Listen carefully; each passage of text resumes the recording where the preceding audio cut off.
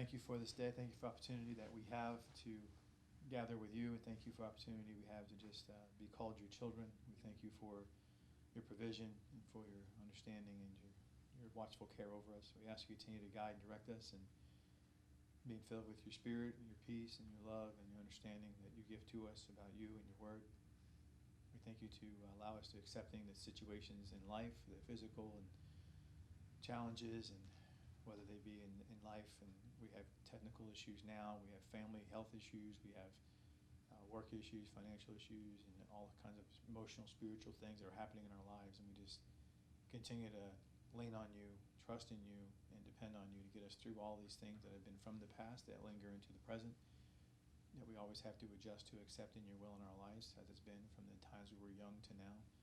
Everything's orchestrated to bring about your glory in our life, and the most recent things you're doing to, again, bring about more of the forming and reshaping into the image of you, your Son. So we ask that now you be with us, continue to help us learn and teach us and educate us in the understanding of what you have said in your scripture and your word. Help us to, again, always be mindful of one another and the care and needs that are there for Greg and Sandy's family, protections over them, Elaine and her family, and specific to those two situations of ongoing health and physical demands that are there for the family and for them specifically, to be there to help encourage, guide, direct, and inspire them to always know that they're loved and cared for, to give them the strength spiritually and mentally and emotionally, physically, to every day endure for the betterment of being used by you to help and administer and show love to these and their family. Be with all the rest of us as well, Father, in the same fashion, to continue to help us and direct us and guide us to be examples of your love and of your truth. We ask you now, you be with us as our pastor, our guide, our counselor, our teacher, our shepherd. Guide us in your truth. We ask all these things in Yeshua's name we pray. Amen. All right, so earlier today we had someone who came in, just so you know, if you got a glimpse of that. I'm not sure if you did or not, but he was a Messianic Jewish person. He started off by saying, but then he went into some other things regarding, he's a King James onlyist. He came from a Pentecostal background influence and Catholic influence. But what it came down to was interesting, like case study, if you will, and how do you handle, new people coming in. And so we were cordial. I let him just kind of speak about whatever he wanted to speak about, but he kept on with his Hebraic kind of vibrato about, because he knew Hebrew, because he can speak Hebrew, because he was Jewish, he knows the Jewish. And then he went into King James, and then he said he's a King James onlyist. Okay. And then I presented the dialogue, and he said, no, that's not true. And then I talked about other things, and he would kind of like, where's that at? And I would give him a scripture. That's not where that's at. I just told you where it was at. So he would just be argumentative. And so I just said to him, you're welcome. I gave him the dialogue. I gave him papers about the ways of the rapture, because he was not liking that aspect of it. Gave him the doctrinal statement, the doctrinal expounded piece of it. Gave him all of that, and let it be where it was on that. And said to him, he can stay if he wants to stay and be at peace, or he can leave, if he wanted to, and not kind of offend me at all.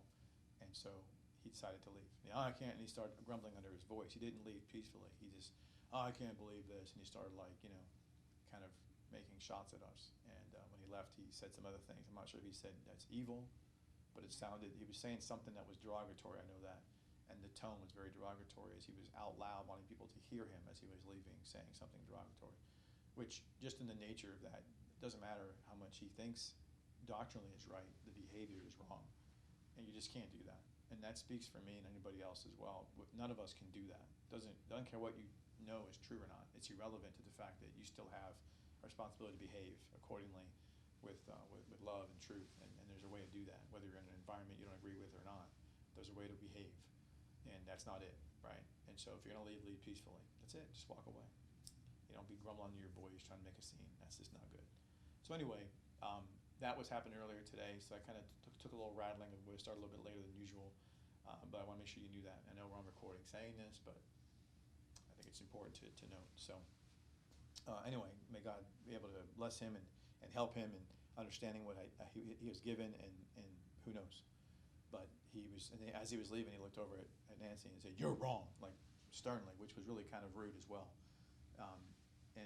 And so that was just one of those things. So anyway, we're going to be looking forward more so into, ironically, those type of behaviors. You have that happening, obviously, in the times of Elijah and Elisha, and how people had the mentality. Elijah was a hard-headed guy, kind of similar to what we saw, but he's changed. God changed him, and he'll be back again to display that maturity and that what was sown into him to be able to express that accordingly in the tribulation period as one of the two witnesses.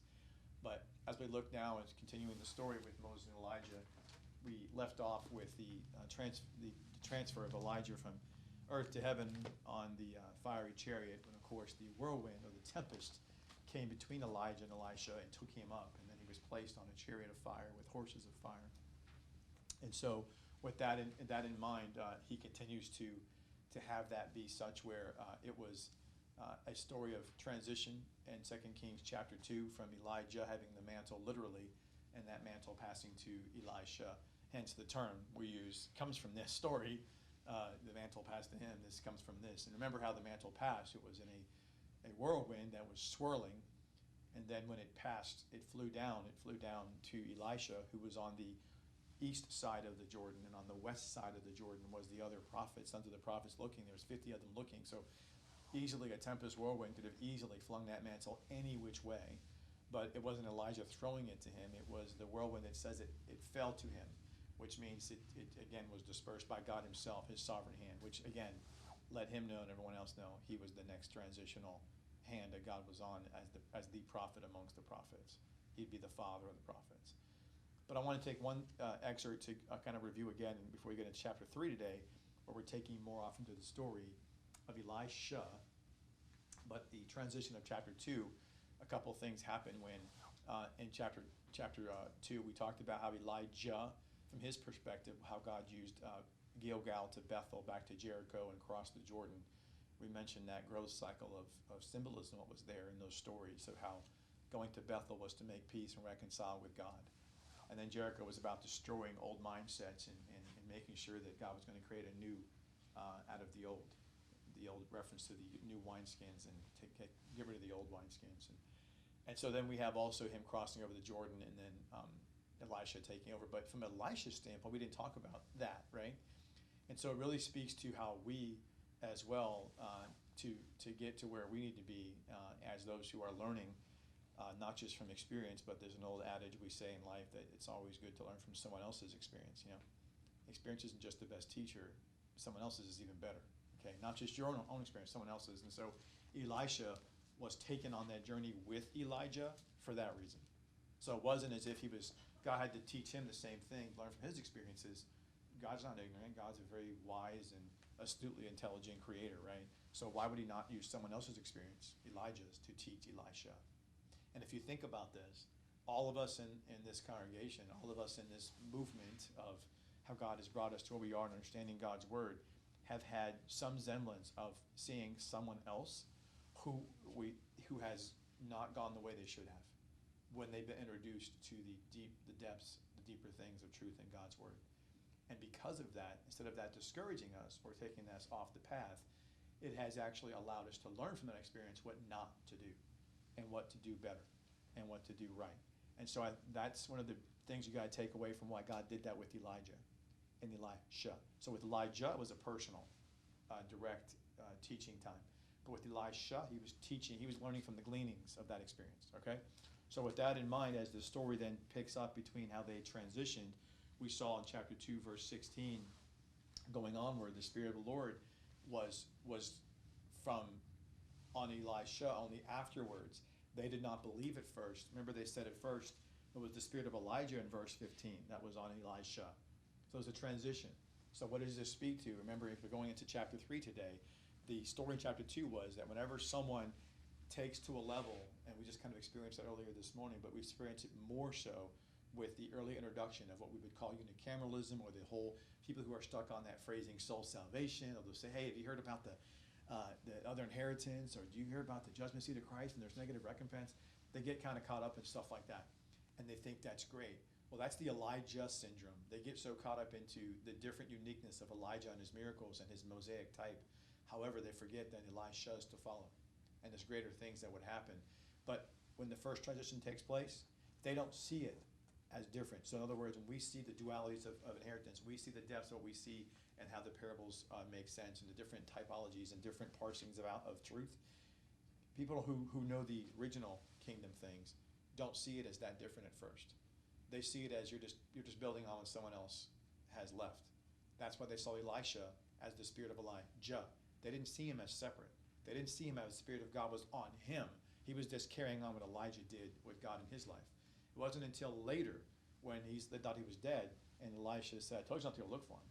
And then they realized the spirit of the Lord later on, as we see later on from verse 16, is the spirit of the Lord, which they knew they could have said that earlier about him, but they didn't. They said the spirit of Elijah was on him, not the spirit of the Lord.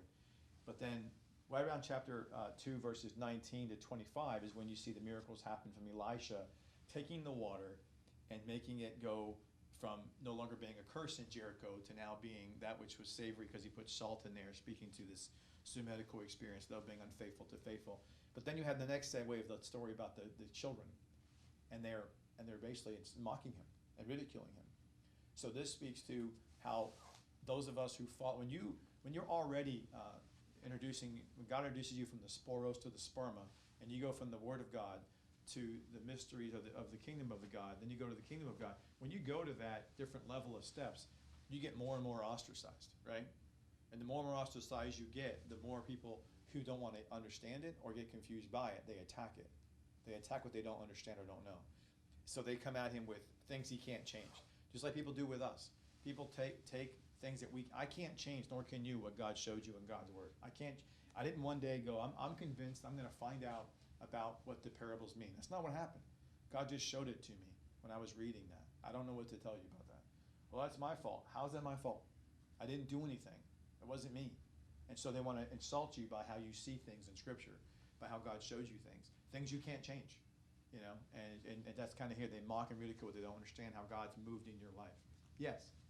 What verse are you looking at that states Elijah's mantle fell upon Elisha? Okay, when you go back, that's back in, thank you. It's back in verse, you said verse 13. In verse 13, he took up also the mighty mantle of Elijah that fell from him, and he went backward. He went back, or returned to the bank of the Jordan. It didn't say Elijah gave it to him. It fell from him.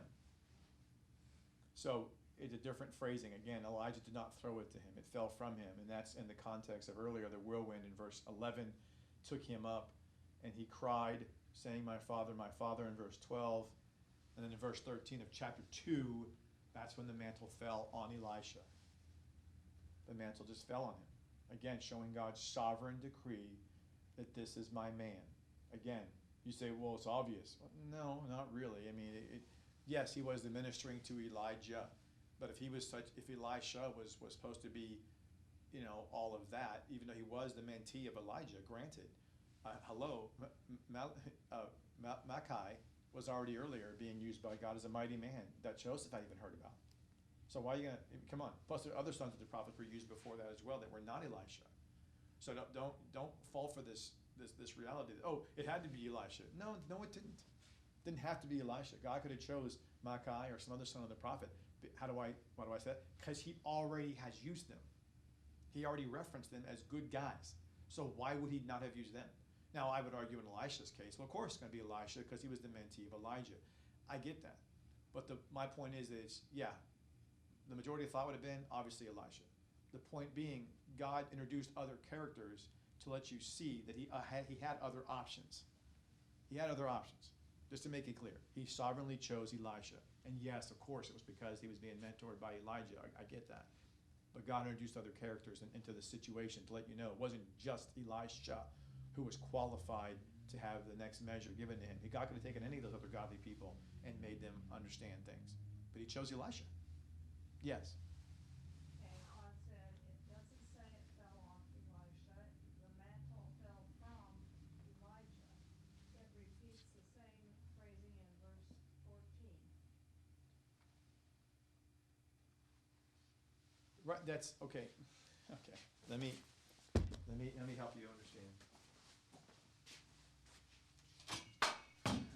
It's tough to understand what I'm saying. They crossed the Jordan, just the two of them. Just the two of them. Their other sons of the prophets were over here. 2 minus 1 is 1. There's only one guy left. He picks up the mantle and then crosses. Who would the mantle fall to? Elisha. There's no other person over there, my friend. 2 crossed over the Jordan. Elijah and Elisha. Elijah's gone. There's one left. He takes up the mantle and then he casts it down in the Jordan and walks over. He didn't walk over then get the mantle. That'd be different. Then it fell amongst the crowd. That's not what happened. It fell to him. Does that make sense? Hope it doesn't say it from what you're. I know you're looking for the actual verses. It fell to no. I'm saying from the context of what they were two over here, you can tell it's only him. So you have to remember the context. So where that would happen. They crossed the Jordan, just the two of them. Yes. And he said, correct, not on his physical body. No, I don't mean like. Oh no. I didn't mean that. No, if that's what you thought I meant, I didn't mean that at all. I just mean fell on. No, I didn't mean that. No, if that's what you thought I meant, then that's, yeah, gotcha. I didn't mean that at all, sorry. Yep, I didn't mean that at all. I just meant it fell on him and they figured, Now we are on the same page. yeah, I meant that in a figurative sense, like it fell on him, like he's the guy that has now the mantle. I don't mean it actually fell like a blanket, like, oh my gosh, hit me in the head. No, I don't mean like that. No, I meant like it just fell on him, meaning he's the one that picked up the mantle now, because it fell from Elijah to him. I should say to him, not on him. How about that? That's a better phrasing. The mantle from Elijah fell to him, not on him. So that's the better phrasing. Yes? Did you hear that? He said, okay, now we're on the same page. Yeah, I heard that. I heard. Okay. So it's the word of, I should have used the word to instead of on. That would have separated the confusion. That's on me. Sorry about that. I used the wrong words, hey. So you're right. I should say to him, not on him. So anyway, so then you go down into, again, to the last couple of verses in chapter 2, and the kids were calling him Baldy, and then of course the she-bear came out and took them out and killed them. And it's like, oh my gosh, took them to shreds. Actually, it says he dissected them, shredded them, yes. And that thing that gave you, that copy of that Reader's Digest Complete Guide to the Bible, I was reading about Elijah and Elisha, and that says that in ancient times they looked upon a bald head contemptibly. Contemplatively. With contempt. With contempt. Yeah, so. Yeah, that's crazy. I didn't know that. They took the bald head with contempt, really? Yeah, well, maybe in those days, Okay. I mean, it wasn't that far away from the flood as we are. Maybe they just had better physical attributes, and maybe the hair didn't fall off the head as early in life as it seems to for a lot of people these days. Wow, who knows? Maybe they were just more virile, or I don't Wow. know, just healthier and just didn't and had the hair on the head. Wow. Okay, didn't know that. All right, so they said, so then she was saying she read about how the bald head was looked at with contempt back in those days. Okay. So, but when you go from this entrance to Elisha's ministry, compare it to Elijah's ministry. Now, from this point on, we're going to do a little comparison, contrasting from Elijah to Elisha. So let's look at how the comparison is. When Elisha we see how Elisha's mantle of God's grace on his life, God's love and mercy and miracles. We saw where it began. We have no way of knowing where it began with Elijah. Interesting, isn't it? Meaning, what does that speak to? Well, when Elijah first got the sperma truth given to him, it's like the hidden mina has now been shown, the intrinsic value of the word. But when you get the second portion of the sperma, and you grow thereby into other fruit yields, well, you're basing that second portion on the first portion. So it is known. So the origin of how you get to this greater level of depth has a foundation of the hidden mina. It's the hidden mina that's the secrecy of what Christ has given a intrinsic understanding of value to some about what his word really says, right? And so that's why Elijah speaks to that hidden beginnings of how God called him, whereas Elisha has a origin we can trace, right? It transitioned from Elijah. We see it in this whole occurrence. Then next thing you find is interesting enough, before Elijah confronts the king Ahab, again, not only is there no beginning reference to how he got this calling by God in his life, there's no occurrence prior to that. Elisha is about to confront 3 kings in Moab and Israel and Judah in chapter 3, but yet before that, he has already logged a miracle of the water and Jericho, and he's already exercised a judgment unto people as well. So that's pretty interesting, isn't it? So you already have judgment and restoration Restoration and judgment has already been experienced by those who see the ministry of Elijah, or Elisha, excuse me, in contrast. Now, I'm not even counting him crossing over the Jordan, for crying out loud, because I'm taking that as the segue between the end of the baton being passed between Elijah and Elisha.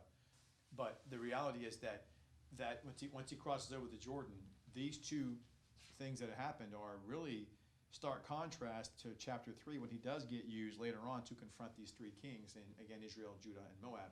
But yet, when Elijah is on the scene, no miracles mentioned about him, no origin where he came from, about how God called him, but you do see him confront King Ahab, right? You do see that. So interesting how he confronts one king, Elisha confronts three. He deals with three. And so you see how Elisha is already having an additional dynamic to his ministry being unfolded right before your eyes. You don't have to be anything, just observe the facts that I just said. Those are facts. The facts remain that those are what the scripture has given us. So with that being said, we're going to look now into Jehoram. And here we are with Jehoram. And now remember, I said you on the board, you have Elisha's been doing this ministry for 22 years. And now we have Elisha taking over. So it's 22 years later. So Elisha, during this 22-year ministry of Elijah, didn't come into view until after a 7-year period, okay? So there was like a 7-year, so it was only like for 15 years, roughly, he was being tutored or mentored by Elijah. So there was a 15-year, or you could say 14 years to make an even, whatever you want. It's somewhere in that range. He was being tutored by Elijah. So, or mentored by him. Now, those 22 years aren't direct. You just have to add them up and come to the conclusion. Yeah, well, it comes to when Elisha comes on the scene and when Elijah leaves, because he leaves right before, right after Ahaziah dies, which is basing it on the king's rulers. So I'm basing these dates. These are factual dates based upon when the king was ruling, when Elijah came on the scene. The first part is a guesstimation, roughly within a year or two. But this last part is, again, based upon when Ahaziah was dead. And then his brother, Jehoram, took his place. So Ahab had two sons, and Ahaziah and Jehoram.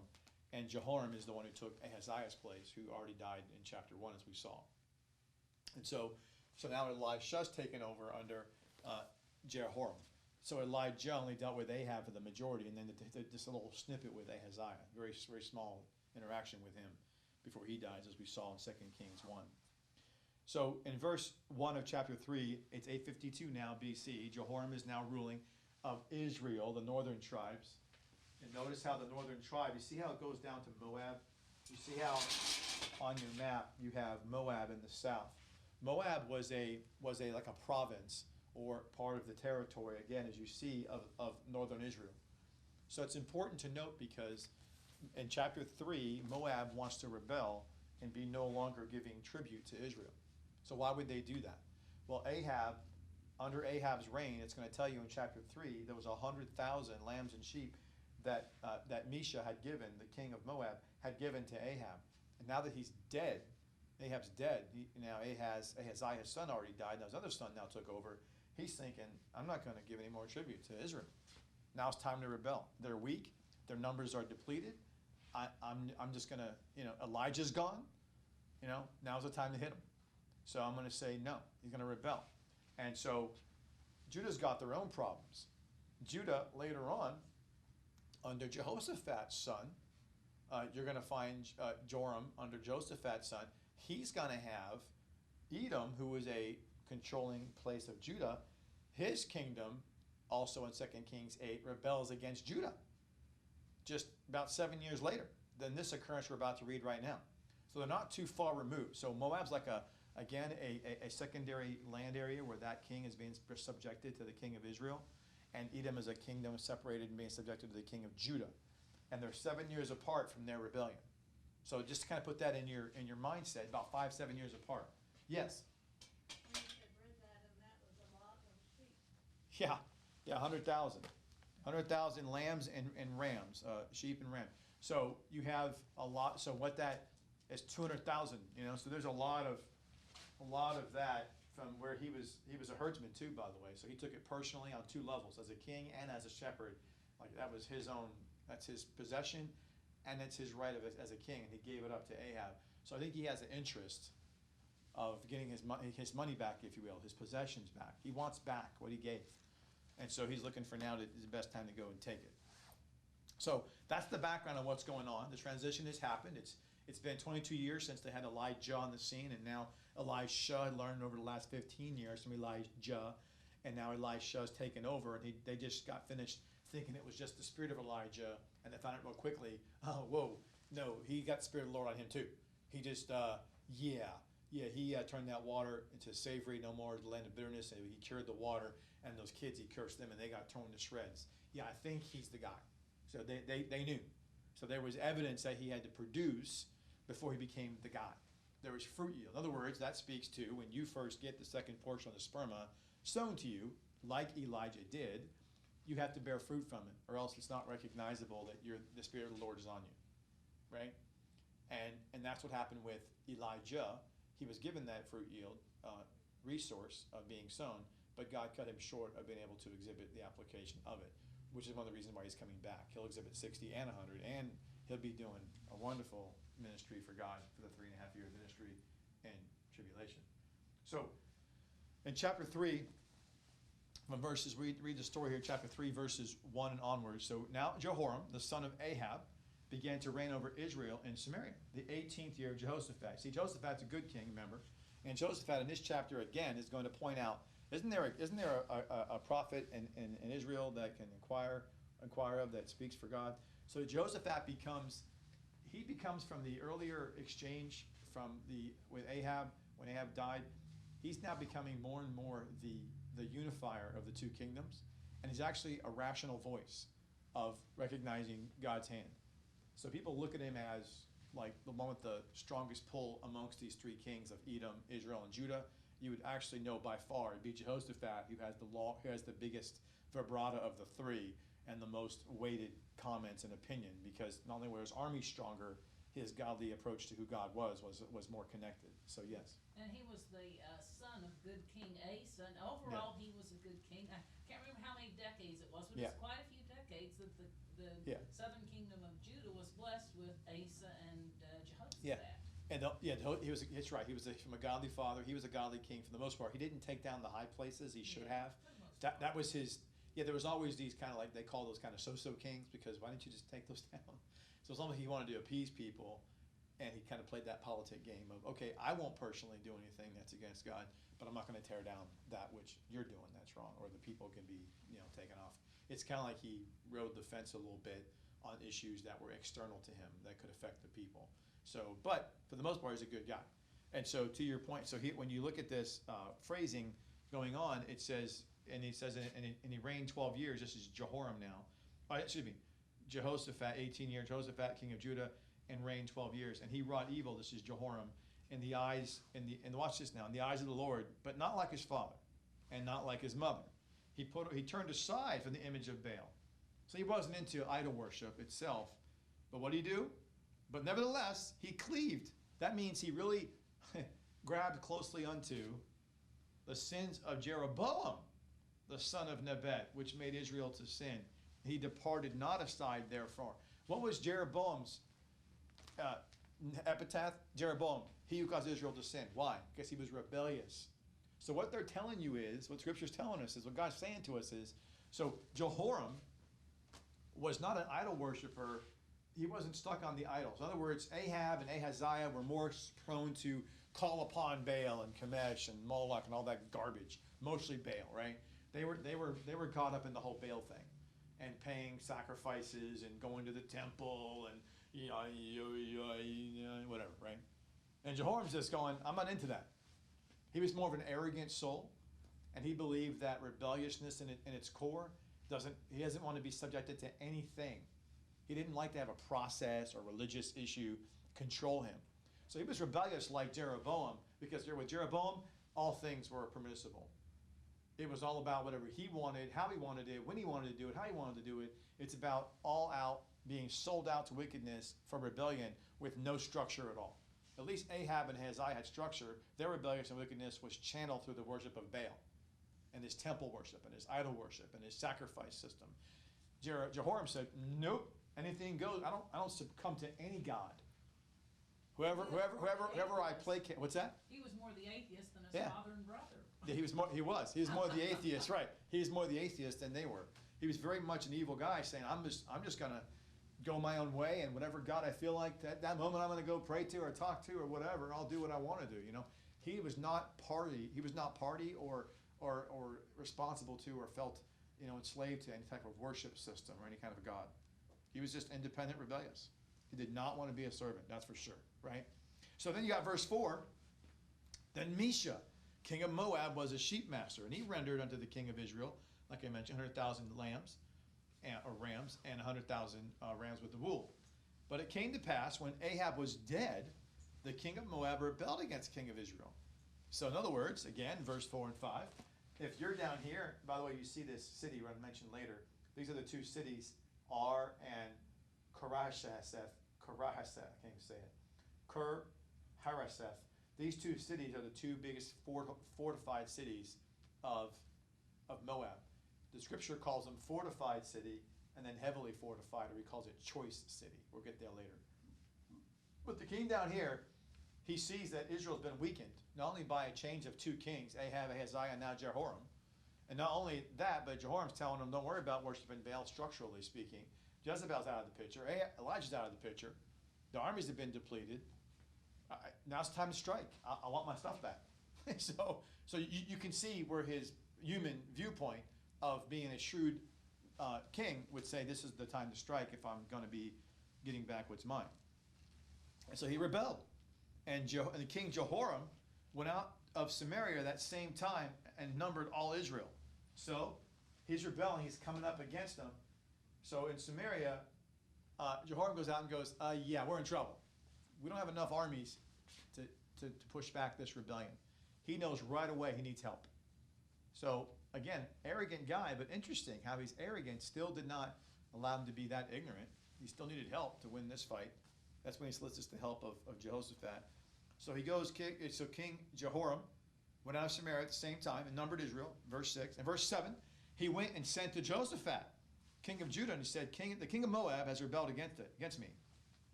And he says, will you go up against me, against Moab, to battle? And he said, I will go up, and I am as thou art. My people is your people, my horse is your horse. Interesting. So Jehoram calls on Jehoshaphat to help him. And Jehoshaphat gives that whole Ruthism. My people, your people. My horse, your horse. Wow. So Jehoshaphat, interesting enough, is showing us the principle of unity.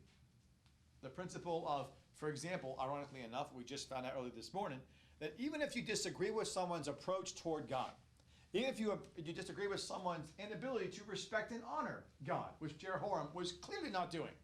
His approach to God was, I don't care. His respect and honor to worship God was, I don't do that. But yet he was still Jewish.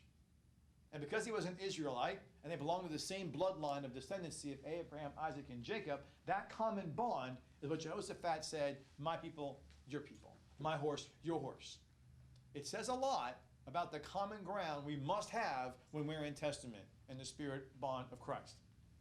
So yes, someone could approach God different than you and be disgustingly rebellious. Somebody could tell you that the way you see the scripture is insanely ignorant, hypocritical, and cultic. It doesn't matter. If they're in Christ, it matters, but it doesn't matter when you're in Christ, you still must find a common thread of support for one another when it comes to life-threatening things and provision issues. Life-threatening provision issues call for us to be on common ground, right? Because this was a life-threatening issue. Armies would be killed, people would be killed, and it's provision issues. If he takes what Israel needs to live and provide for their people, then they can't live, right? So it's provision issues, it's life and death issues, and on those grounds, you find common ground. Now, I would argue to you that if Jehoram said, help me build an altar to myself, I am going to be the God of all Israel, I guarantee you, Jehoshaphat would not have said, my people, your people, my horses, your... No, he would not have said that. He would not have partaken in idiocy of things that were against God. What he's partaking in is common ground. They're the same bloodline of Abraham, Isaac, and Jacob. My people, your people. My horse, your horse, meaning I'm going to fight for you to protect life and your provision. When it comes to life and death and provision, you find common ground for those that are in Christ. Yes, you do. Yes, you do. Yes, you do. Life and death and provision issues trump, no pun intended, they supersede your differences of, well, they worship God in a weird way. I don't like how they understand Scripture. I think their view of how they understand Jesus is warped. Hey, man, whatever, dude. Do we all believe that Jesus is God Almighty, died for our sin? That's common ground that you're under obligation to be there for each other for life and death and provision issues. Come on, man. So that's what that's what Jehoshaphat showed by example. That's what God's using this example to show us. And by the way, he did it not only once, he did it second time. He did it before with Ahab. Now he's doing it here. So here, when he comes on the scene again in verse 8, he said, which way should we go up? And he answered, the way through the wilderness of Edom. So you see, so Jehoram's asking Jehoshaphat, or Jehoshaphat's asking him. So he went to Jehoshaphat, and he sent to him, and then the king, saying, and he said, right, this is Jehoshaphat saying, my people, your people. So it's Jehoshaphat talking again in verse 8, and he said, in other words, which way you want it, because he's leading the battle. It's Jehoram's fight against Moab. So he said, which way you want to go at him? In other words, you want to go this way? And Jehoram's like, no. Let's take your armies, your strength of horses, and let's come through Edom. He's like, okay. Because actually that's a lot easier because it's right there. So they can gather their armies down here and come right through. Right? It's a lot easier to go right through this way, you see. So that's pretty strategic and opportunistic. And then also at the same time let's solicit the king of Edom's help because he's a vassal state to you. They're kind of working for you. They kind of serve you. They're going to rebel from you in about 5-7 years. But for now, they're under your tight thumb. Let's use their armies as well. Right? So that's another take. Not only is it a better route to come against Moab, it's also you're going to solicit more armies and another king to help. So then he's so that's Jehoshaphat's comments. Is Jehoshaphat's the smart, wise ruler. And so in verse 9, so the king of Israel went, and the king of Judah, and the king of Edom, and they fetched a compass of and went about 7 days' journey, and there was no water for the host and for the cattle. In other words, no water for the camp, for the cattle that followed them. And the king of Israel said, alas, that the Lord has called these 3 kings together to deliver them into the hand of Moab. In other words, they travel for 7 days, and they're out of water, and right away, Jehoram gets in his little depressed fest mode and his defeated mode and says, I guess we're going to all just die, and he's going to give us over to the hand of Moab. Would you stop being so negative? Gosh, man, would you stop? How could they not have anticipated this? What's that? That they'd be out of water. Yeah, I know. It's a long journey. Maybe they, I don't know, it's a good point. Why did they not anticipate being out of water? So you would think they brought enough substance with them. So maybe, I don't know, maybe there was a stronger heat than usual. Maybe some of the water supply was too much. They didn't estimate enough water. I don't know. It didn't tell you why they ran out of water. Just they ran out of water, right? So maybe there was a strong heat, a wave that came in. Maybe they spilled some water. They didn't bring enough water. Maybe the animals needed too much water because somebody was sick. Who knows, right? It just says there was a 7-day journey and they ran out of water. And so he's going, oh my goodness, these 3 kings will be delivered into the hand of Moab. Jehoram is right away Mr. Negative. So as soon as something goes wrong in your life and in my life, what do? Do we tend to go, let's see what God has in store for us? Or do we go right to the negative and say, I knew it, God's against me? You see, but let's face it, we all have that problem. We do that sometimes. So when you do that, you're exhibiting the behavior of Jehoram, which is not somebody you want to align with. Remember, he was rebellious. He was unstructured in his rebelliousness. He was a free-for-all, rebellious, evil soul. He didn't care how and which way he exhibited his rebelliousness. His rebellion of being against God cost him not to trust in God in such a way. When something went south, he immediately went deeply negative and went right to the worst-case scenario, Mr. Defeatist. Don't do that. Now, by the way, again, like I say, I've done that. I'm sure you have. Maybe you haven't. Maybe you're better. Maybe you're just perfect. But I've done that. And he's saying, don't do that. So in verse 11, but Jehoshaphat said, again, the voice of wisdom, the voice of calm, of certainty, not Mr. Freakout, Chicken Little, sky's falling. So in verse 11, he says, is there not a prophet of the Lord, Yahweh, that we may inquire of the Lord by him? And one of the king of Israel's servants answered and said, Here is Elisha, the son of Shaphat, which poured water on the hands of Elijah. So what does that speak to? Remember, when you pour water on the hands of, it speaks to being a servant of. The image is always in your mind that if a king or a sovereign or a leader is being given a responsibility and accountability, culpability, somebody who works for them or works with them, who works under them, is going to be the one who washes their hands before they do a work. So if they're to give a surgeon who has a nurse to help, and they put the gloves on, think of Pontius Pilate when he had to put his hands over the basin, and they poured the water on so he could wash his hands. So the servant mentality is in view when someone says he's the one that poured water on Elijah's hands. In other words, he was his underling. He was the one closest to him. He was the one who served the needs of the greatest prophet that we had seen since Moses. You know that guy.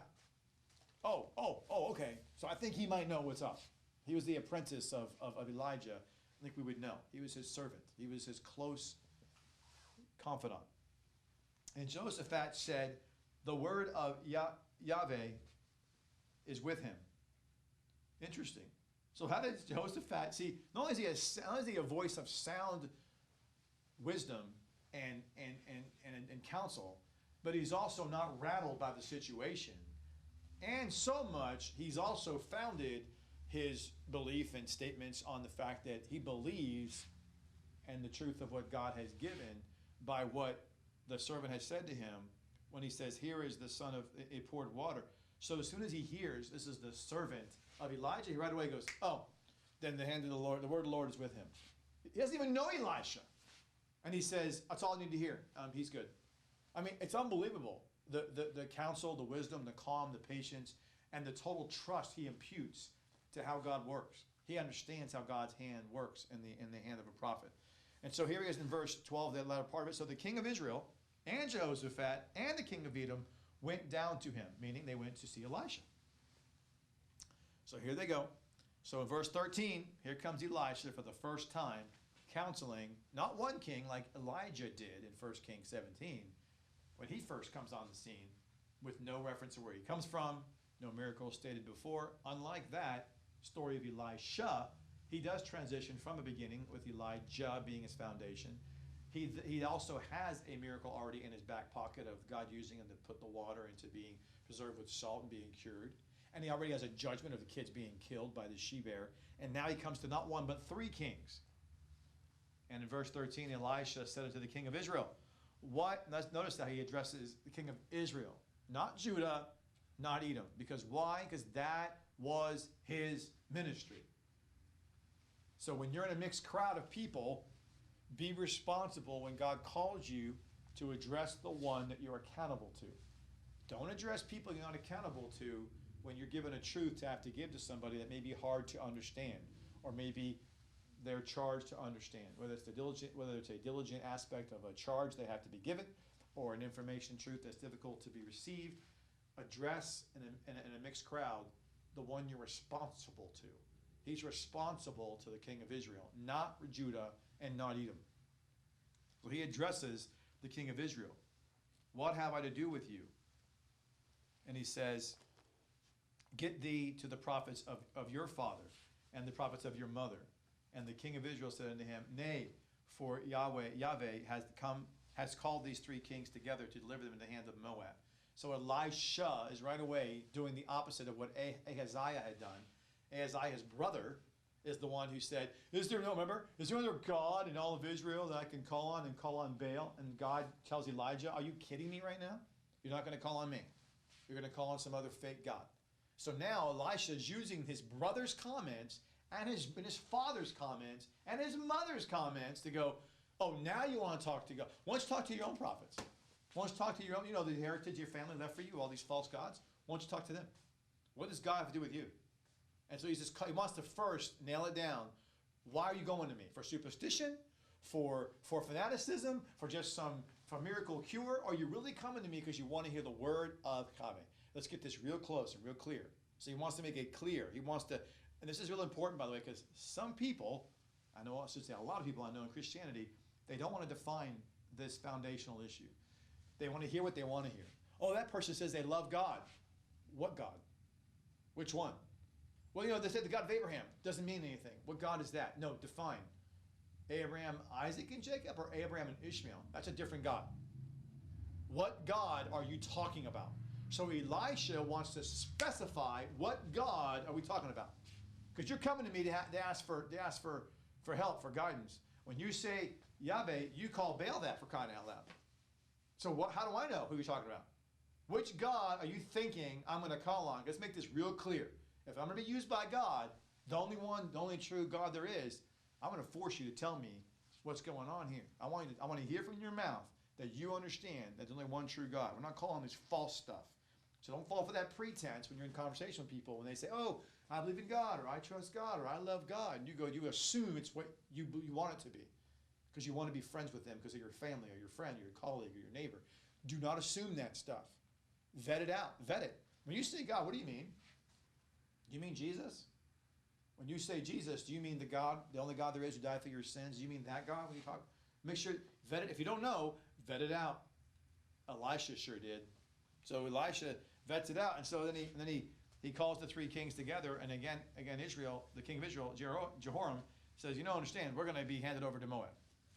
In verse 14, Elisha said, as Yahweh Sabaoth, as in the Lord, the host of all the armies of heaven. Remember that imagery before when Elijah, they showed that imagery when Micah was speaking. Elijah was overlooked for Micah telling about Ahab being killed in the battle, and the Lord's army stood up all around him as far as the myriads upon myriads, all the hosts of heaven. Remember that back in 1 Kings 22? It was, what a scene. So here he's invoking that name again, Yahweh Sabaoth, as in the Lord of all the armies. There's no battle too big for God. There's no outnumbered issues you have to worry about. There's no higher ground, lower ground, untrained. They don't have the weaponry. It's irrelevant when it comes to God. When God's involved, he can take one dude and kill thousands. It doesn't matter. He doesn't need anybody for that matter. Do it himself. So he right away invokes not just Yahweh's name, but Yahweh Sabaoth. As Yahweh Sabaoth lives, before whom I stand. In other words, not just the Lord of heaven and earth, but the Lord of all the armies, the Lord of the battle, whom I stand. Surely, were it not that I regard the presence of Jehoshaphat, the king of Judah, I would not look towards you nor see you. Whoa! In other words, Jehoshaphat's godly position in Christ, I should say typology, his godly position with how his heart and spirit was committed to God, is what necessitated Elisha saying, you can thank him for why I'm talking to you, Jehoram, or else I wouldn't even have 2 cents to say to you, let alone look at you. You disgust me. Wow. So Jehoram knows right away he's second class. Jehoshaphat's being now highlighted again as being the guy. Not only is he the guy of patience and calm and wise counsel, he's the guy that acts in faith immediately and believes Elisha is the guy. Elisha then retorts that same comment back to Jehoshaphat and says, the only reason I'm here talking to y'all is because of him. Because God's in his life. Because God has influenced him, and I see the spirit in him of truth, of confidence, of belief, and of obedience to want to do what's right by God. And then because of that reason, I'm talking to you. Sometimes it's like the old adage, not who you know, it's who knows you. And Jehoshaphat knew Jehoram, and Jehoram was blessed because he was around Jehoshaphat. And that's the reason why, oftentimes, sometimes, we get blessed by God. Sometimes we're in the right place with the right people. Just depends. And so here we have this verse 15 now, and he says, but now you can see what happens next is because it's interesting. Verse 15, he says, but now bring me a strummer, a minstrel. And it came to pass when the minstrel played, the strummer strummed, the hand of the Lord, or Yahweh, came upon him. Now what's happening there? Remember back in 1 Samuel 16, 23, when David played the harp, demons fled from Saul. It says that Saul was refreshed, that Saul was relieved from his stress. So the harp, that's what it says in 1 Samuel 16, 23. So in 1 Samuel 16, 23, when the harp David played, it says clearly that he was relieved from stress and he was refreshed. That's what it says. I believe what was happening with Elisha in the white space is he was really pent up with stress. He did not like the fact that his first time he's confronting, authorities in his life, God has him, this is what you got me doing. And so he's stressed out about it because he wants to do the right thing. Unlike Elijah, who just went like a bull in a china shop. Elisha's like he senses, which is really unique, by the way. Elisha senses his disposition kind of bubbling up with anger and frustration because he doesn't like Jehoram at all, nor would you if he's worshiping a false god. And he's also rebellious against that God, and he's mocking that God, and now he's wanting help from that God. It's just like it infuriates Elisha.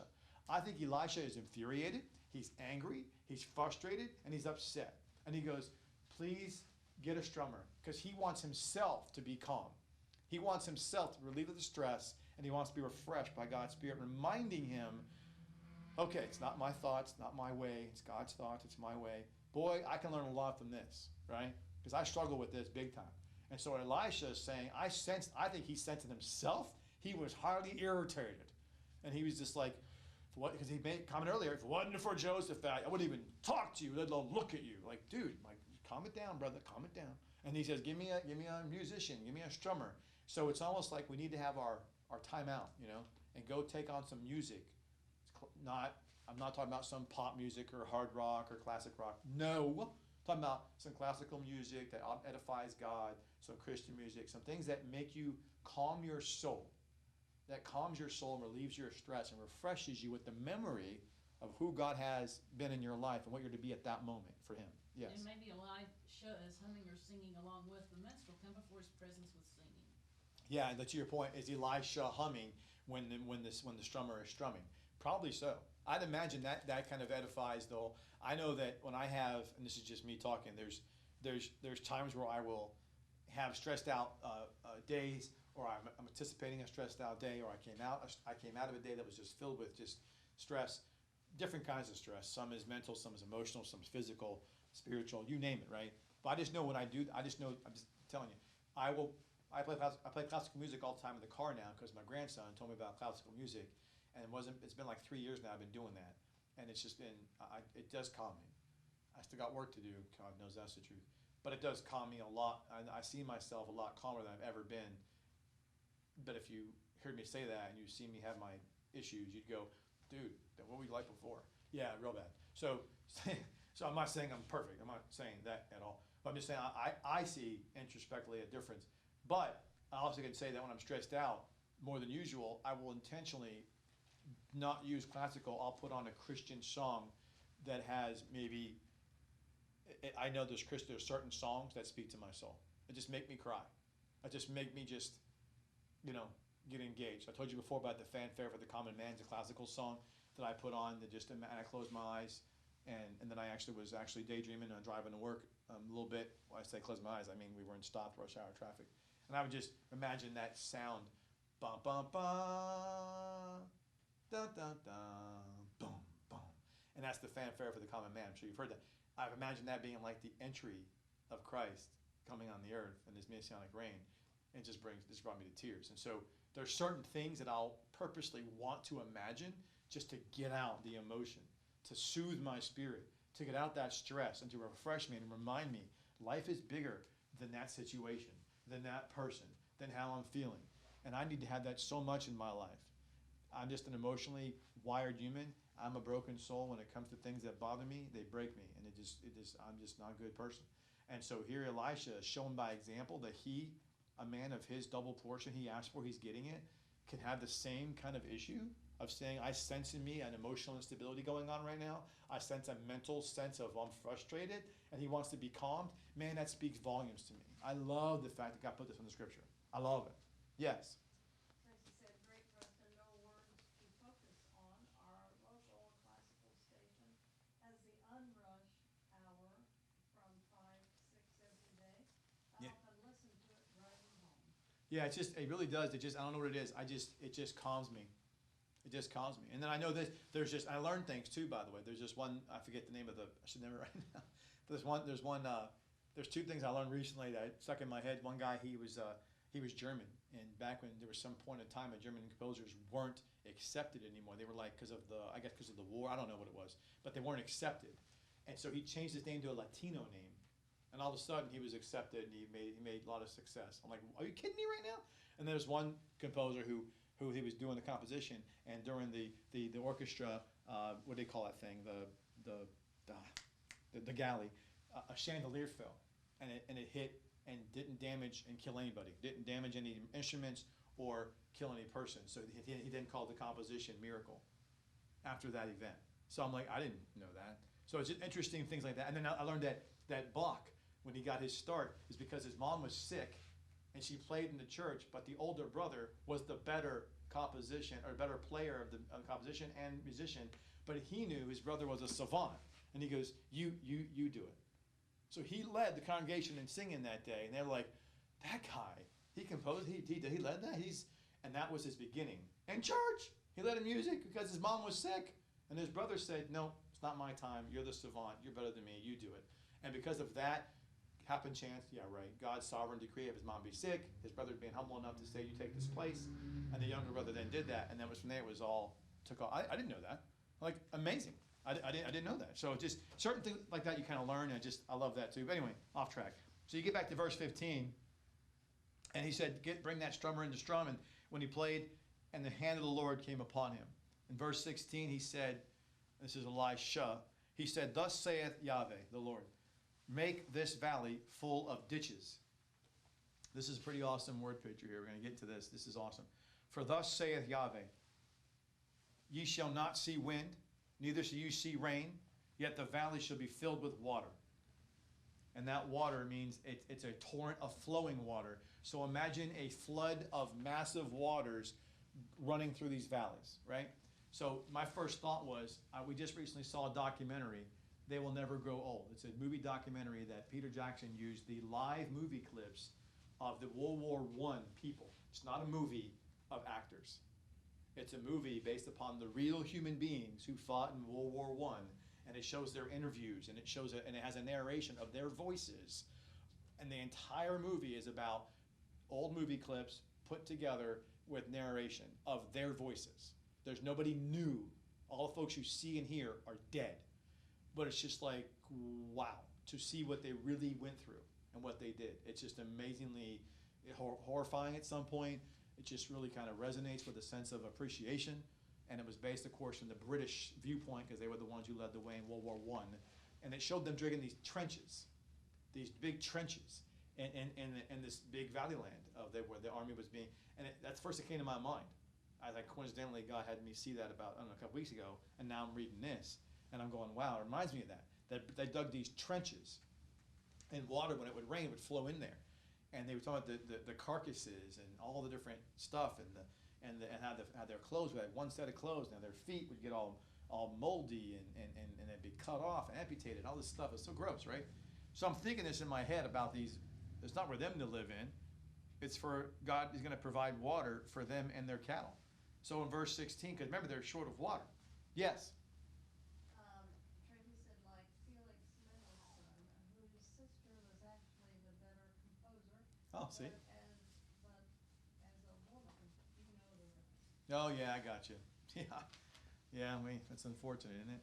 There's so many people in life we don't even hear from. We don't know how great and how kind and how much contributions humans had at their fingertips if human beings would have allowed every type of human to have God's voice be shown in and through them, regardless of the color of their skin or their gender or their ethnicity and culture.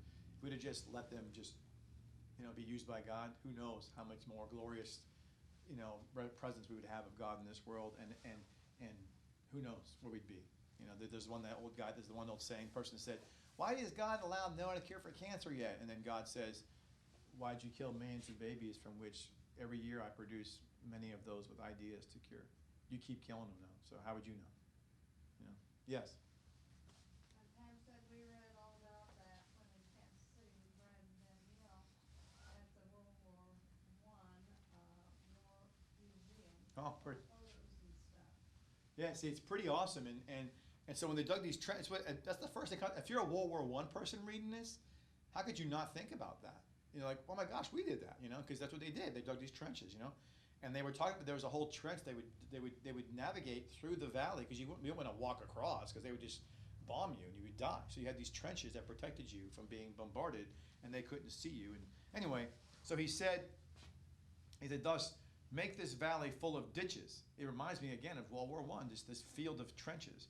And verse 17, thus saith Yahweh, you shall not see wind, neither shall you see rain, Yet the valley, the torrents of flowing water will be filled with water, that you may drink, both you and your cattle and your beast.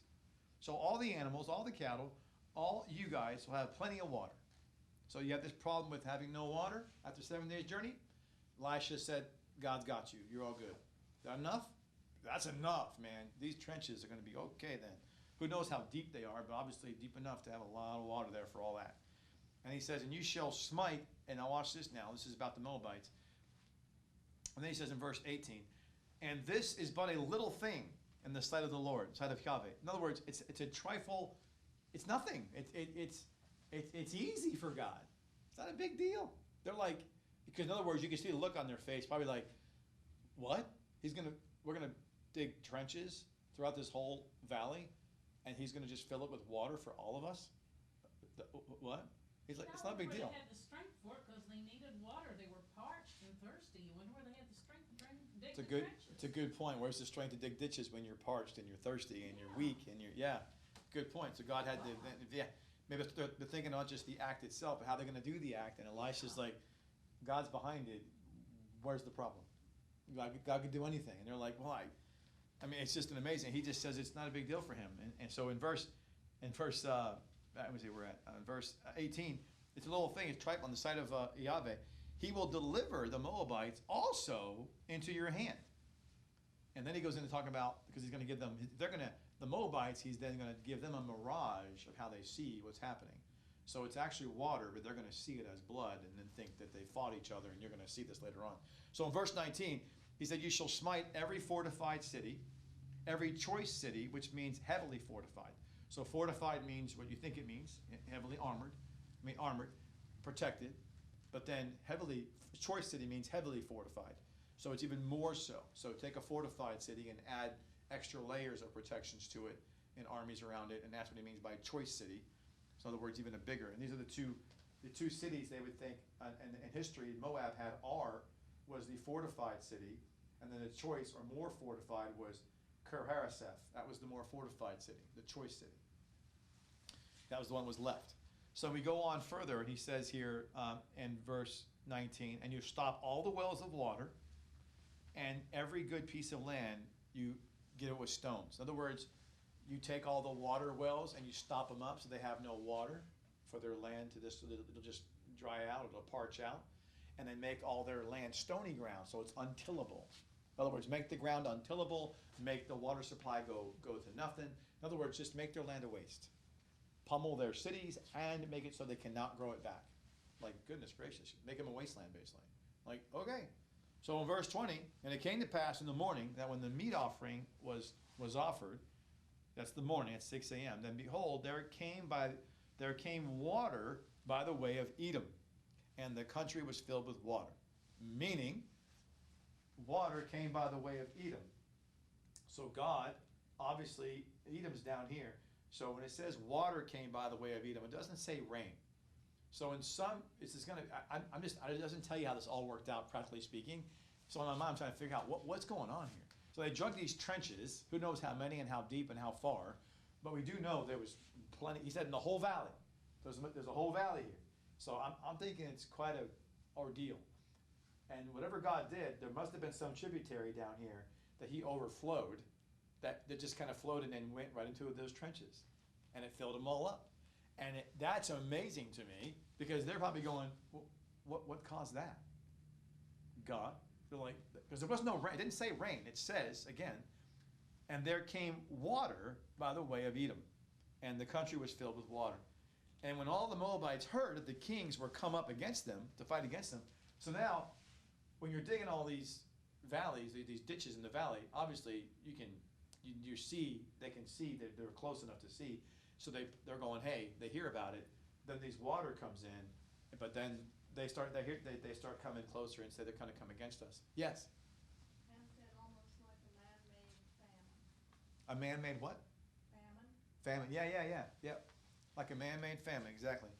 When God said, do all those things to that land of Moab. So here God brings this water by Edom and fills these trenches up, these ditches. Then when Moab, verse 21, heard the kings had come against them to fight them, they gathered all they were able to put on armor and upward and stood in the border. There's their border right down here which is right here, this the Zered River right there. By the way, River Arnon's right here, the famous river that Satan's going to flood as the beast. So here he has the Zered River, which again is they're going to go through these two rivers so they get to Petra in the future down here.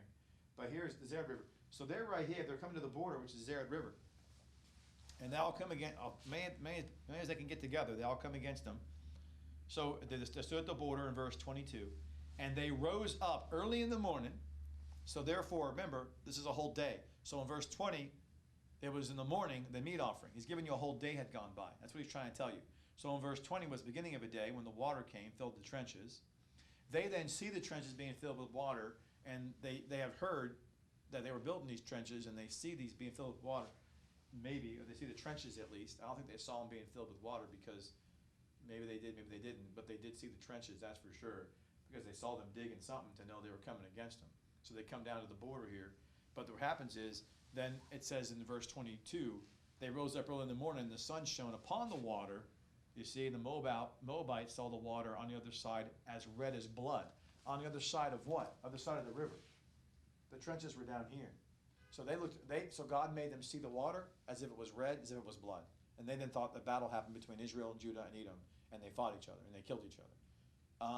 No, that's not what happened. Yes? Pull the map over to the left a little. There you go. Thank you. So the Zered River, they're at the border down here, and on the other side of the border they see these trenches that were dug, which I have to do a different. Can I get a better map here of that? I don't know. Yeah, here we go. Yeah, so the Zered River is right here. They're at the border. So these trenches that were dug down in here, you see how far down Petra is. So they see these trenches that are dug here. Moab's border is right here. They see the trenches that are dug here. They look over across the river, and they see the water. They see it as blood. God makes them see water as red. And they think red, they think blood, they think battle. They fought each other, they're all dead. So the Moabites are tricked by God. God makes them think that it's blood. So in verse 23, they said, this is blood. The kings are surely slain. They have smitten or attacked each other. Now therefore Moab to the spoil. In other words, let's cross over. Let's go collect our spoils of those idiots who fought each other. By the way, why would they think that? Because they know that down deep, Israel and Judah aren't the same. They're a divided kingdom for a reason. They didn't understand that Jehoshaphat would find common ground with his brother who was a rebellious, wicked sort. Moab thought this for a reason, which even brings up more so Elisha's consternation that he said, play that music, because it wasn't a mixed crowd of good people here. Okay, let's get real. And Edom was already harboring a rebellious spirit because only 5-7 years later did they rebel from Judah. So let's get real here, okay? So Moab's going, why would I think they're going to be unified and stay that way? This is just a matter of time before this so-called three kings against me just fights amongst themselves because they have different viewpoints, how they see God, how they see life, how they see everything. So he then sees his blood and thinks that's probably what happened. Probably what happened, you know? So they say, let's go get our spoils. Then in verse 24, and when they came to the camp of Israel, the Israelites rose up and smote the Moabites. In other words, they were playing dead. They were over here wanting them to believe. They were in on this, right? So they believed that they were dead. So they all were just laying down, acting like they were dead. And as soon as they cross over with not ready for battle, the Israelite army just rose up like, how you doing, brother? They're like, what? You're not dead? Well, yeah, now you're caught off guard. They they got them off guard. They got them by surprise. They just came at them and ambushed them from the flanks, I'm sure, up front, you name it, right? They laid a trap for them. God made them think they were dead. They walk in unguarded. Their swords are down. They're walking around. Next thing you know, they just start rising up from all around. I'm like, what the world? Thought y'all were dead. Well, surprise. So, well, that's why they're like, they're running, right, at this point. Well, probably the kings of Edom and Moab discussed again themselves how they hated being vassals of Israel and Judah. Well, by the way, it's gonna be an issue coming up here a little later. So about that. So in verse 24, it says that when they came to the camp of Israel, again the Israelites rose up, smote the Moabites. So they fled before them, but they went forward, smiting the Moabites even in their country. So in other words, the Israelites didn't just smote them onto the river Zered. Oh no, they crossed over the river Zered and said, we're not going to stop there. We're going to keep going into your country. We're going to keep going. So they kept going. They kept pursuing them into their country. Because why? Because Elisha said so. Elisha said that God said, you got to destroy the fortified cities, the heavily fortified cities, stop up the wells, and make their land stony ground, untillable. So they knew it wasn't about just killing Moabites. It was about making their land a man-made famine, like you said, Pam. They must make their land desolate. It's part of God's charge. Elisha said, not just kill them in battle and win. Take them all out. Go in their land and make it desolate. Go. So they were pursuing the Moabites, not because they were being vindictive or angry. They had to. God told them to. They're like, okay, here I go. So they're going after them. And the Moabites, and what does it say in verse 25? Just what God told them to do in verse 19. And they demolished the cities. They beat them down. Every good piece of land. They cast man his stone and filled it. And they stopped all the wells up with water and felled all the good trees. They cut the trees down. Only in Kirhathaseth, which is right here. In Kirhathaseth it says, left the stones thereof. Howbeit the slingers went about it and smote it. They smote the city but left the trees around there. And it says, and it says, when the king of Moab saw the battle was too sore for him, he started to hightail it. But before we get any further, let me show you about Kirhathaseth, mentioned in Scripture. Go to Isaiah 16:11, and you'll see a reference. And also, there's two places, Isaiah and Jeremiah. So Isaiah in 16:11, you'll find a mention of Kirhathaseth, this city. And so in Isaiah 16:11, he says, wherefore my bowels shall sound like a harp for Moab, and mine inner parts for Kirhathaseth. So it was a place to reference in Isaiah's time when Moab was being destroyed. It was a place of one of their biggest iconic places. That was their heavily fortified place. The reason he mentions it in Isaiah and also in Jeremiah, because it was their main hub of their economics, of their government, of their people. That was their main, biggest fortified city. And so it was pretty much going down here, right? And so in Jeremiah, what he says, in Jeremiah 48, and in verse 36, let's turn here, Jeremiah 48:36, he says this about Kirhathaseth. So in Jeremiah 48:36, he says, therefore mine heart shall sound for Moab like pipes, and my heart sound like pipes for the men of, again it says Kirhathaseth, because the riches that he has gotten are perished. So again, they know this is the heavily economic fortified city of Moab. But both Isaiah and Jeremiah mourn for them. Why? They're evil. Wait, remember where they came from. Remember Lot's daughters, right? So you Moabites and Ammonites. So you have these two countries exist because of what happened with Lot's daughters having incest. So what do the Moabites really represent? I'll tell you what they represent. Moabite represent, and remember, Elisha is a type of the people in the second half of tribulation, and the soon Medicoi, he's being the chief of them. This Moabite experience, for me, I personally believe it speaks to what prompted this whole rebellion was. They want back what's theirs now that what's been made revealed to them is not real.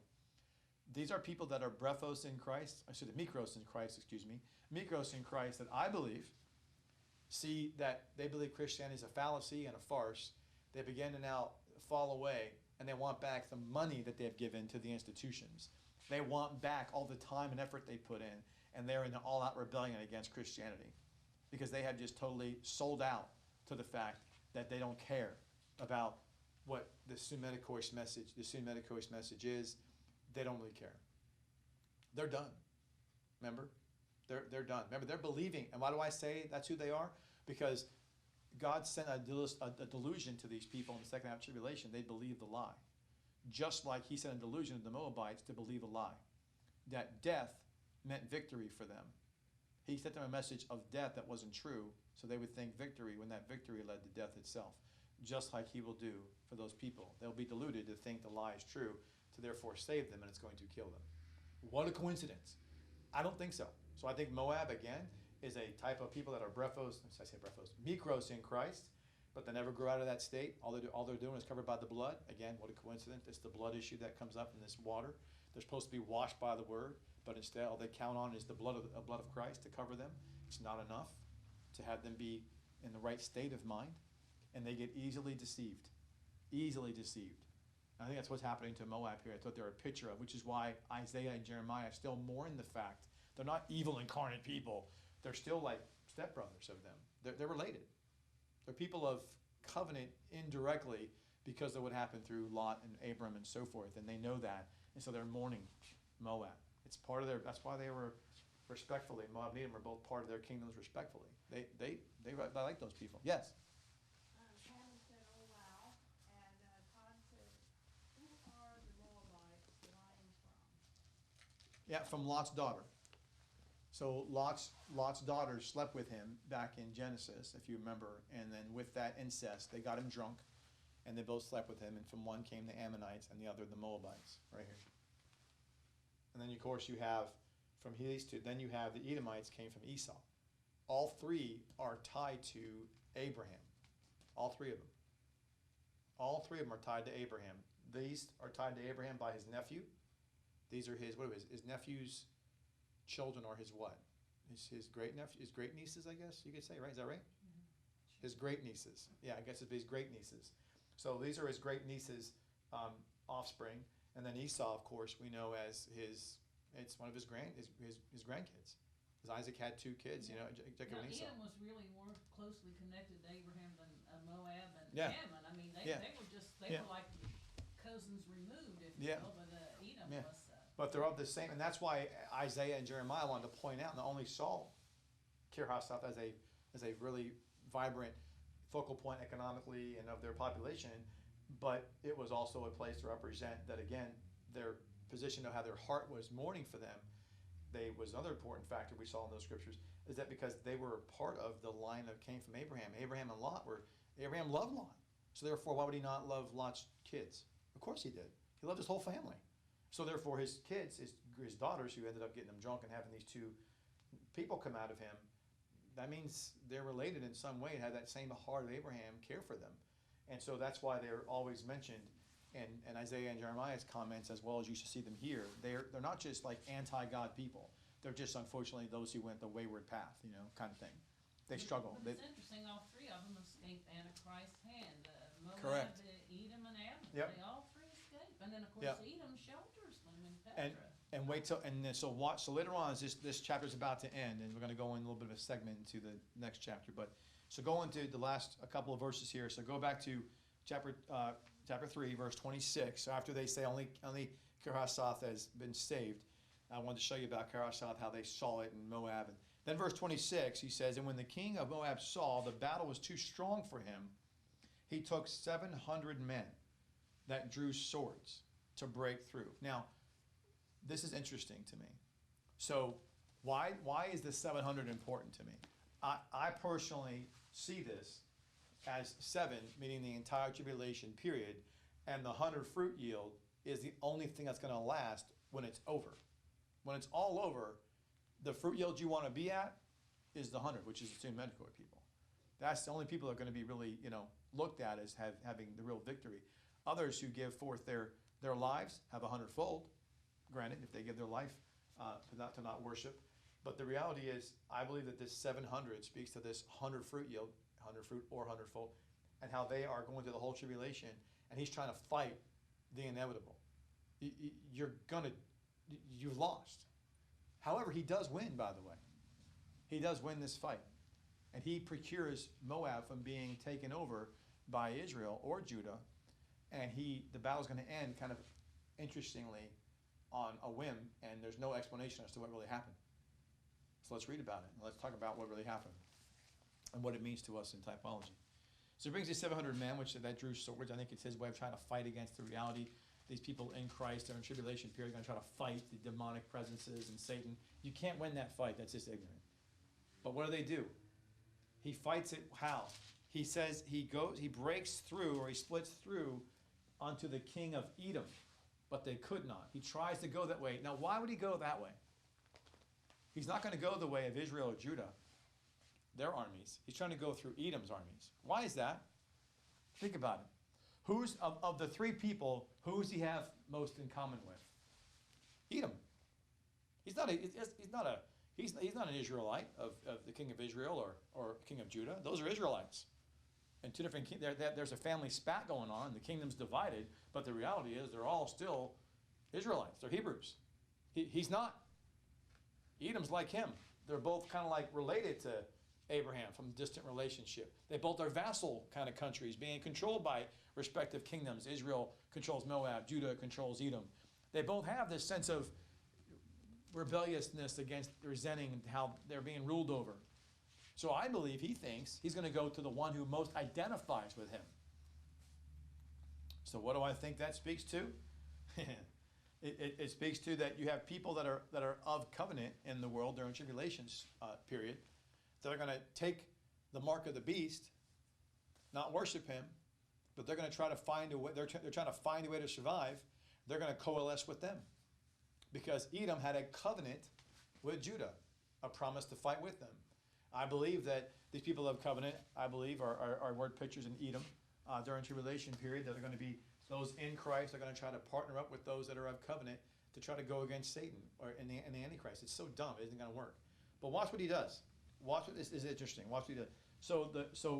But in the reality of what's going on here, the Moabite king, it says, then he took his eldest firstborn son that should have reigned in his stead, and he offered him for a burnt offering upon the wall.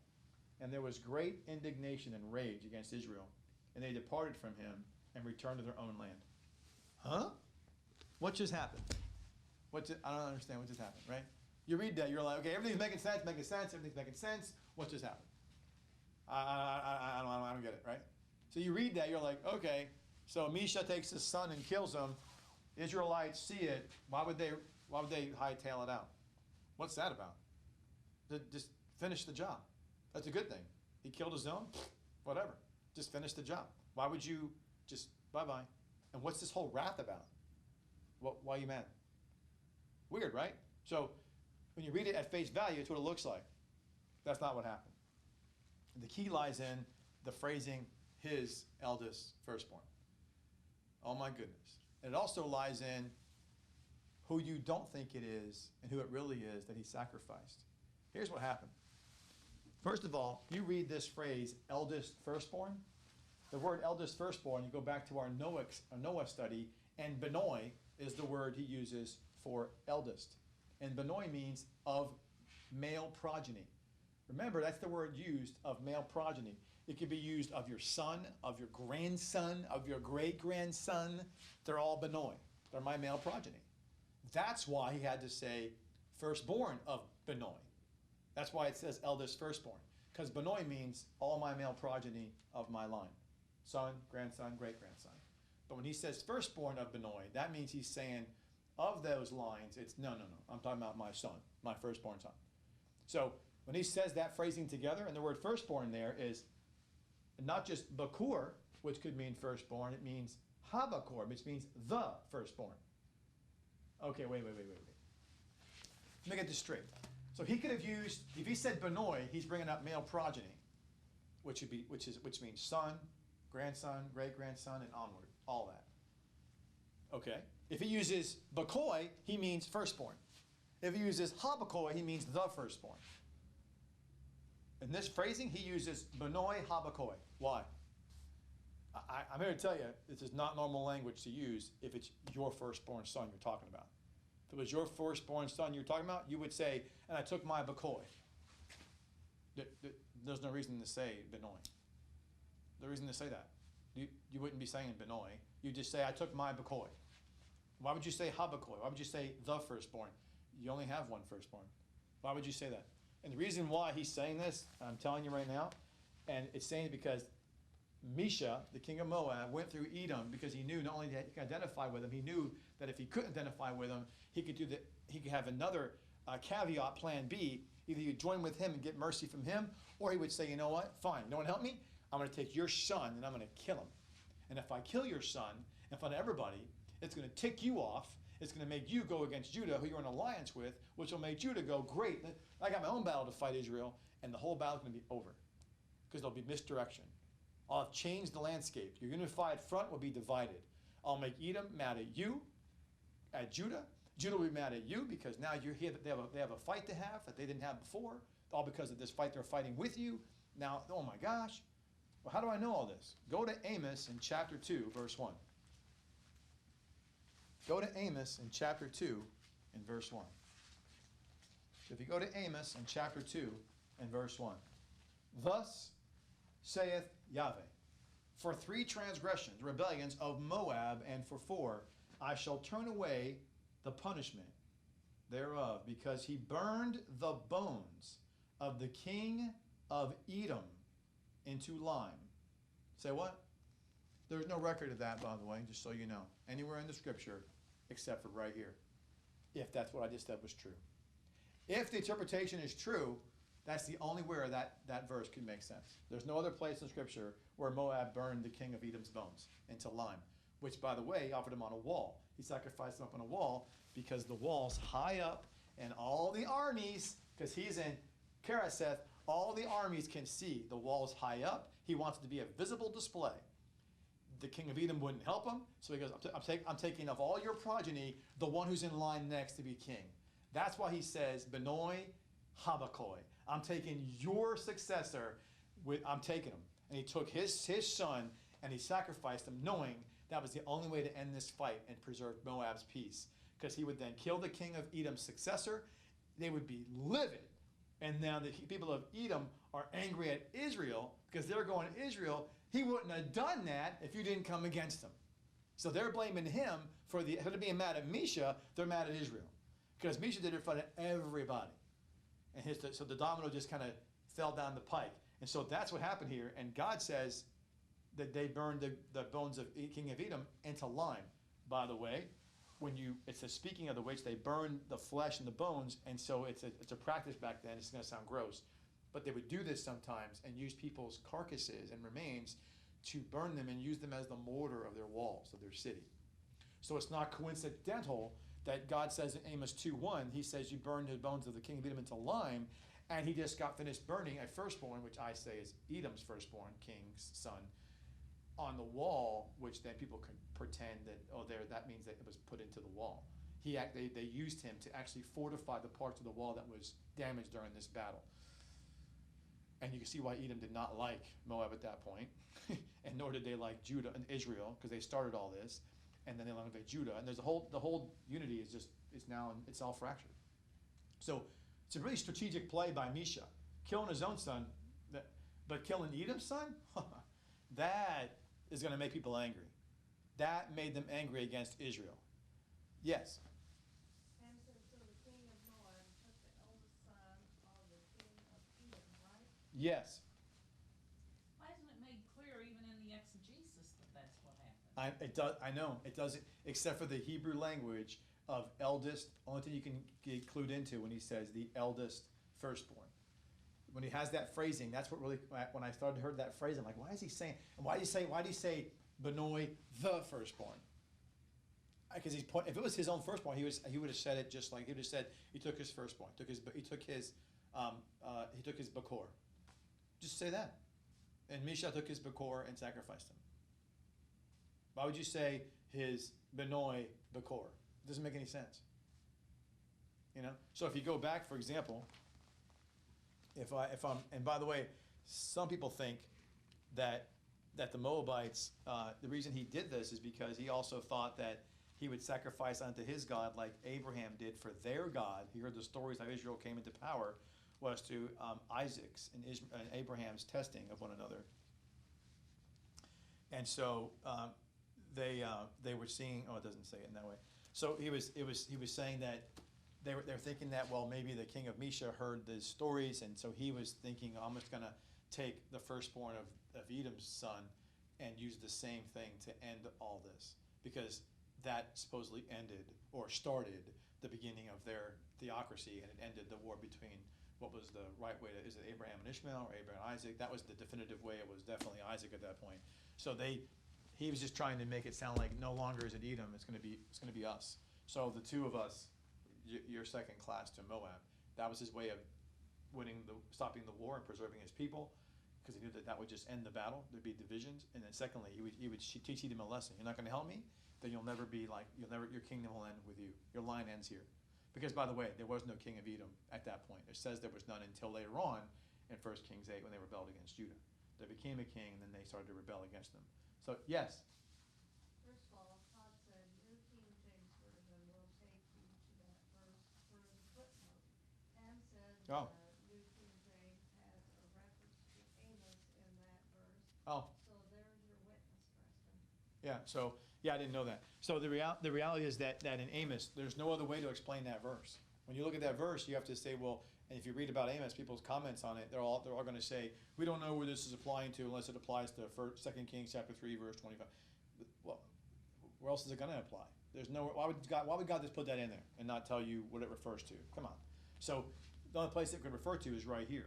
And it's just interesting how because the next part is where it says in verse 27, the last part, and there was great rage against Israel. Why? Why was there great rage against Israel? Some people actually think God was mad at Israel. No. Some think that the false gods were mad at Israel. No. Because some translations say a divine anger. No, that's ignorant. There's no divine being used here. It's just great rage amongst the people. The Moabites were mad because they're thinking, you just killed all our people. You devastated our land. We're ticked off. The Edomites were mad because you made the Moabites go through desperate measures to end the war that you started, and it cost us our successor. The Judahites are mad because now our vassal state of Edom was supposed to be a docile place where we were having no problems with them. Matter of fact, to show that we were in good cahoots, they were fighting with us, and now they're fighting against us. You know what? We're all ticked at you, Israel. So they're all mad at them. They're all mad at them. And so it's easy to turn on somebody when you're already in this relationship on very thin ice. The reason you're in this relationship is because my people is your people. Remember, you're all Hebrews at the core.